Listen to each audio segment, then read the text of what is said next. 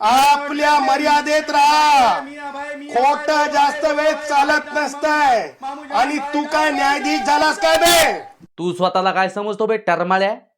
तेच म्हटलं होतं की चला ना नार्को टेस्ट करू, ब्रेन मॅपिंग करू, मी कशातही तयार आहे. मग आता कुठं लपून बसला? आता तर म्हणतोय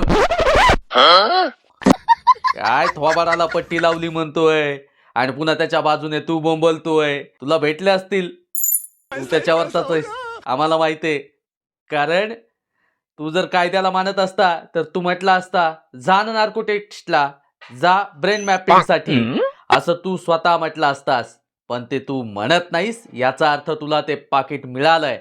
हरामखोरांच्या अवलादी नुसत्या पाकिट घेऊन खोटं बोलायचं पण रेटून बोलायचं, हे जर करत असाल तर सत्य कधी लपत नाही. दूध का दूध और पाणी का पाणी झाल्याशिवाय राहणार नाही. हा व्हिडिओ संपूर्ण महाराष्ट्रभर पोहोचवा.